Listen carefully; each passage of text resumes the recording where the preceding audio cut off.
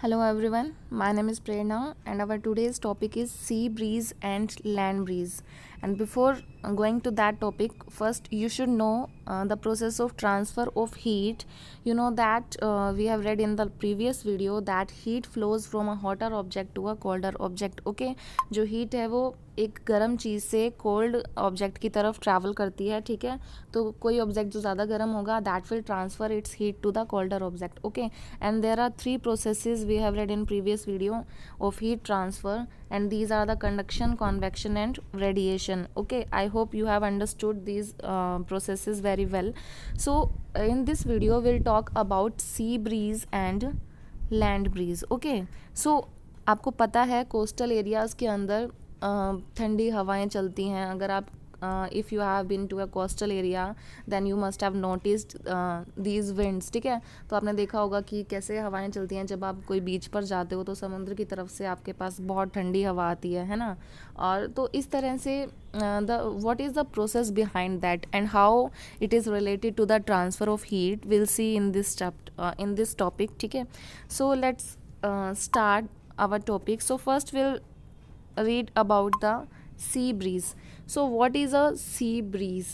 So during the day, देखो दिन में क्या होता है, जब भी आप अगर बीच पे जाते हो you go at the day time, तो आप दिन में क्या देखोगे. आपको पता है कि दिन में जो हवाएं होती हैं समुद्र की तरफ से धरती की तरफ आती हैं, लैंड की तरफ आती हैं, राइट. तो ये किस तरह से होता है, what is the process behind this.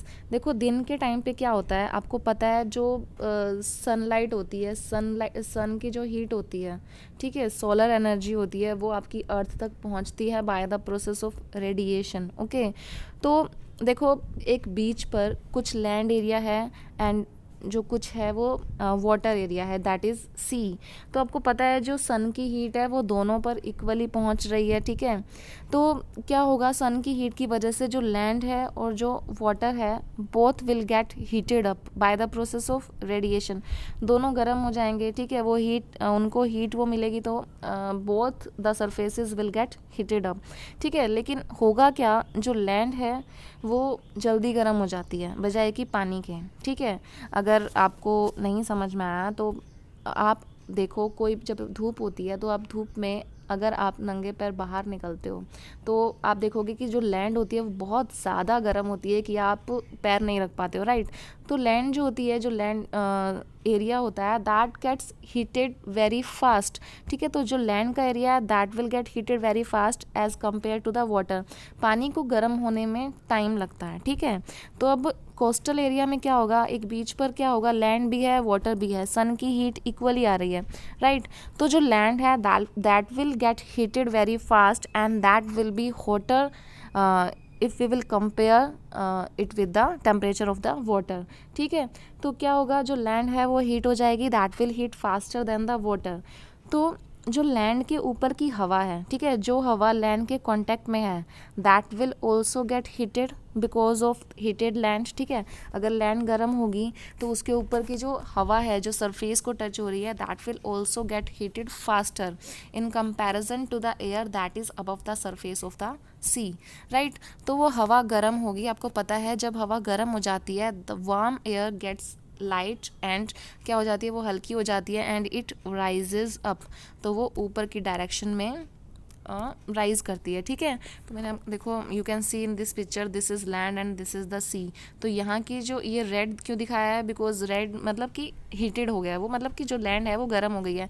तो जैसे ही यहाँ की हवा गर्म होगी that will move in upward direction. Okay, तो इस तरह से जो हवा है वो मूव करेगी, राइट.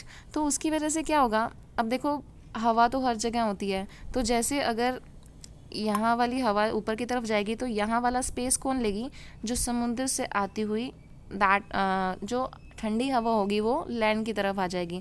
तो इस तरह से ये प्रोसेस काम करता है.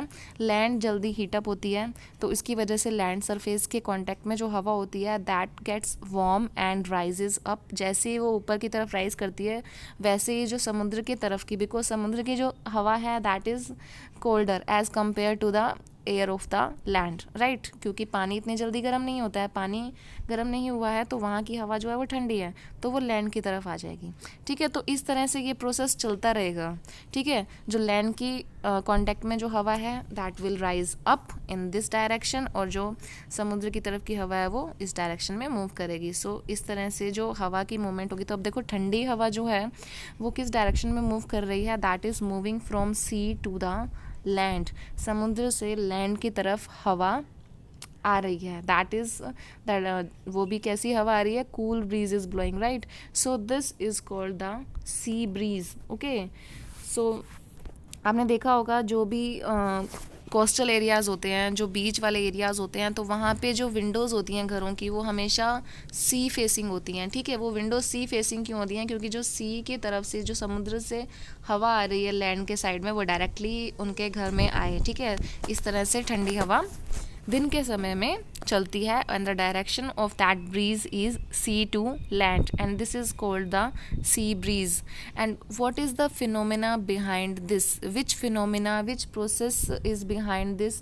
सो the phenomena is convection currents set up in the air that results in the flowing of the sea breeze, right? I have told you about the convection currents in the last video, you can watch. Next is land breeze, ठीक है। अब हम बात करते हैं रात की। देखो रात को क्या होता है, जो हवा की डायरेक्शन होती है वो एग्जैक्टली अपोजिट होती है, means the direction is from land to the sea, ठीक है। दिन के समय में क्या था, the direction was this, sea to land, but रात के समय में क्या होगा, direction will be exactly opposite, means from land to sea.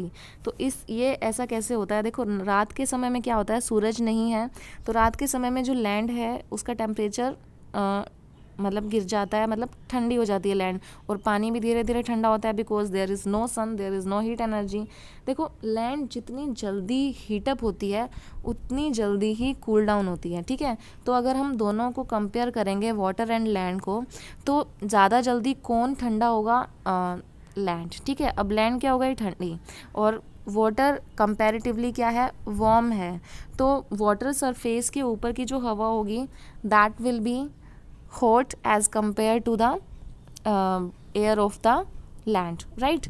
तो अब समुद्र के ऊपर की जो हवा है दैट इज़ हॉट, तो उसकी वजह से क्या होगा, hot air will rises upwards, okay, then the cooler air from the land will take its place. तो जो डायरेक्शन होगी हवा की वो क्या होगी, देखो समुद्र की तरफ की जो गर्म हवा है वो इस तरफ चलेगी, और जो ठंडी हवा है लैंड की तरफ की वो समुद्र की तरफ जाएगी।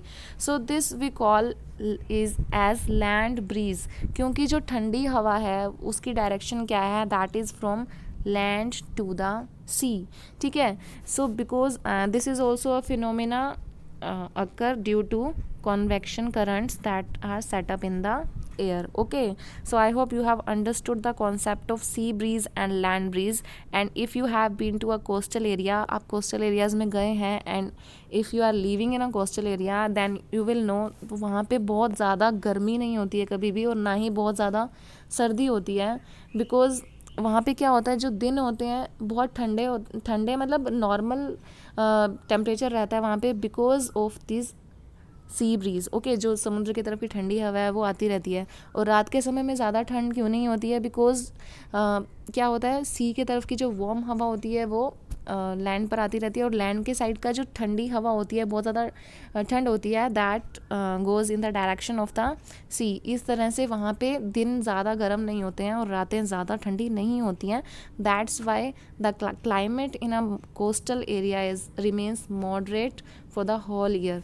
पूरा साल वहाँ पे जो टेम्परेचर होता है, वेदर होता है, वो जो है मॉडरेट रहता है, वहाँ का क्लाइमेट जो है दैट इज़ मॉडरेट। वहाँ पे ना तो ज़्यादा पीक में आपको हीट देखने को मिलेगी, ना ही ज़्यादा ठंड आपको वहाँ पे देखने को मिलती है। सो this is how convection currents works in a coastal area, okay. This was the end of the video. I hope you have liked the session. Thank you.